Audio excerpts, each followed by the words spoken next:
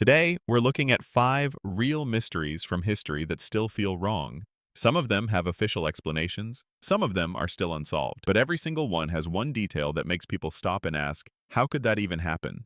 Let's start with the first story. Number 1. Mary Celeste. On December 5, 1872, a ship called the Dei Gratia was sailing across the Atlantic Ocean when its crew spotted another ship drifting in the distance. That ship was the Mary Celeste. From far away, it did not look like a ship that had just gone through a disaster. It was not burning, it was not sinking, it was not broken apart, and there were no obvious signs of an attack. It was simply drifting across the ocean, as if everyone on board had left in a hurry and abandoned it to keep moving toward nowhere. When the crew of the Dei Gratia boarded the Mary Celeste, the strangest thing was not chaos. It was the silence. There was not a single person left on the ship. Everyone who had been on board had mysteriously disappeared, while many of their belongings were still there, and the ship itself did not seem damaged enough to be abandoned. What made it even stranger was that the cargo was still there, food and water were still available, and most personal items had not been taken. If you looked at the ship, it did not feel like a place where a disaster had exploded out of nowhere. It felt more like a house left behind in the middle of the ocean, where everything remained except the people. But the lifeboat was gone. And that one detail turned the Mary Celeste into a legend. If the ship was still floating, if the cargo was still there, and if there was no clear sign that the ship was about to sink, then what made the captain and the entire crew leave the safest place they had in the middle of the ocean? Many theories have been suggested. Some people believe the crew may have feared danger from alcohol fumes in the cargo. Others think faulty instruments could have made the captain believe the ship was in worse condition than it really was. Another possibility is that bad weather, stress, and one wrong decision in a few minutes caused everyone to leave in the lifeboat. But no matter how reasonable those theories sound, one question still remains. After they left the Mary Celeste, where did they go? No one ever found them. The Mary Celeste became one of the most famous ghost ships in history. But the disturbing part is not whether there were ghosts on board. The disturbing part is that the ship feels like a crime scene after the most important part of the story has already happened, while every witness vanished into the ocean. And if the Mary Celeste is a mystery of the sea, the next story begins somewhere much closer to everyday life. A hotel in the middle of a city. Number 2. Elisa Lam and the Cecil Hotel. Elisa Lam, a 21-year-old tourist from Canada, in 2013 traveled to Los Angeles and stayed at the Cecil Hotel. From the outside, it was just an old hotel in the city, but for many people, the Cecil Hotel already carried a heavy feeling because of the dark stories connected to its past. Elisa was traveling alone, and at first nothing seemed too unusual. But on the day she was supposed to check out, her family could no longer reach her, and her personal belongings were still inside the hotel. Police began searching for her. For days, they found no clear answers. Then they released the last known security footage of Elisa, recorded inside an elevator. That was when the case became one of the most famous mysteries on the internet. In the video, Elisa walks into the elevator and presses several buttons, but the doors do not close normally. She waits, looks out into the hallway, and then moves into the corner as if she is trying to avoid something outside the frame. Later, she steps out of the elevator and moves her hands in a strange way, almost as if she is speaking to someone or reacting to something, but the camera never shows anyone else. What makes the footage so unsettling is not that anything visibly terrifying happens. It is that every part of it feels like a missing piece. The elevator doors stay open. Elisa keeps looking into the hallway. Her hand movements are difficult to understand, and the empty space outside the frame makes viewers feel like something important is happening just beyond what they can see. Days later, guests at the hotel began complaining about problems with the water. Maintenance workers went to the roof to inspect the water tanks, and that was where they found Elisa. Police later ruled her death as an accident. There was no evidence that another person was involved, and Elisa's health history and medication were considered important parts of the official conclusion. But that conclusion did not stop people from asking questions. How did Elisa get to the roof area? Why did the elevator footage look so strange? What was she reacting to in the hallway? And why do her final recorded moments feel like a scene where viewers are only allowed to see the middle, while the beginning and the ending have been torn away?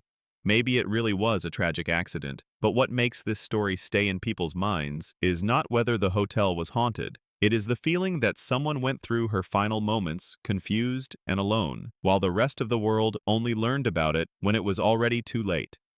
From a hotel in Los Angeles, the next story takes us to a house fire on Christmas Eve. Number 3. The Sodder Children. On Christmas Eve in 1945, the Sodder family was inside their home in Fayetteville, West Virginia. It should have been an ordinary night for a large family, filled with holiday warmth, children, and the sense of safety that comes from having everyone under one roof. But early the next morning, the house caught fire. George and Jenny Sodder escaped with some of their children, but 5 of the children were missing. At first, most people believed they had been trapped inside the burning house, and that this was simply a terrible family tragedy. But after the fire was put out, the story began to feel strange. The Sodder family did not find enough clear evidence to believe that the 5 children had actually died in the house. What remained after the fire did not match what they were being told, and the more they thought about it, the more they believed their children may not have been inside when the flames destroyed everything. From that point on, the case was no longer just a house fire. It became a question that lasted for decades. Did the 5 Sodder children die in the fire, or did they disappear in some other way? The Sodder family believed their children might still be alive. They put up a large billboard by the road, posted pictures of the children, offered a reward, followed every lead, and kept searching even as the years passed. The painful part is that every now and then, someone would claim they had seen one of the children, or send information that gave the family another reason to hope. But hope did not make this story lighter. It made it heavier, because the Sodder family was trapped between 2 possibilities that were both unbearable. If their children died in the fire, why was the answer so unclear? And if they did not die, then who took them? And where did they spend the rest of their lives? The Sodder Children case is not disturbing because of a shadow at the end of a hallway. It is disturbing because it turned a family into prisoners of a question that never ended. Some tragedies end when the truth is found. But for the Sodder family, the real tragedy may have begun the moment they realized they might never know the truth at all. Number 4. Hinterkaifeck Farm. In 1922, on an isolated farm in Germany, the Gruber family lived almost completely separated from the world around them. The farm was called Hinterkaifeck. It sat in the cold countryside, far from neighbors, far from help, and isolated enough that any strange sound at night would feel more frightening than it should. Before the tragedy happened, the family noticed several strange signs. They heard noises in the attic. A newspaper appeared even though nobody in the house had ordered it. The house keys disappeared. And most disturbing of all, after snowfall, the owner of the farm found footprints leading from the forest toward the house. But there were no footprints leading back out. That one detail is enough to make the whole story feel wrong. Imagine living in an isolated place surrounded by snow, and one morning you discover that someone walked from the forest to your home during the night. The problem is that on that layer of snow, there are only footprints going in. There are no footprints leaving the house. In other words, if those footprints really belong to a stranger, then that person could still have been somewhere on the farm. The family should have left immediately, but they stayed. A few days later, the Gruber family was found dead on the farm. The case became one of Germany's most famous unsolved mysteries, not only because the killer was never clearly identified, but because the details around the case sound like they were written to keep people awake at night. What makes it even more unsettling is that after the crime, there were signs that someone may have stayed at the farm for a short time. The animals seemed to have been cared for, items in the house appeared to have been used, and everything created the feeling that whoever did this did not immediately disappear into the dark. He may have stayed. Right there in the house. Hinterkaifeck is disturbing because it does not need a loud, dramatic scene. It only needs an isolated farm, a missing set of keys, strange sounds in the attic, and footprints going into the snow with none coming back out. Sometimes the scariest detail is not what you see. It is what should be there, but is not. Number 5. The Dyatlov Pass Incident. In February 1959, 9 young hikers traveled into the Ural Mountains of the Soviet Union. They were not beginners. They had experience, planning, equipment, and the trip should have been a difficult winter expedition, but still something they were prepared for. But they never returned on time. When the search team began looking for them, the first major thing they found was the group's tent, standing alone on a snowy mountain slope. Inside the tent, many personal belongings, shoes, and warm clothes were still there. But the hikers had left in such a hurry that it was almost impossible to understand. The detail that made the case famous is that the tent appeared to have been cut open from the inside.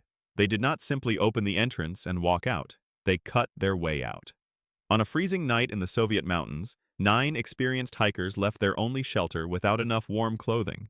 Some were not wearing proper shoes. Some were dressed far too lightly for the weather. Their footprints led away from the tent and down toward the nearby forest. The question that keeps the Dyatlov Pass case alive is simple. What could make an experienced group so afraid that they would run out of their tent in the middle of the night, in conditions where the cold alone could become deadly?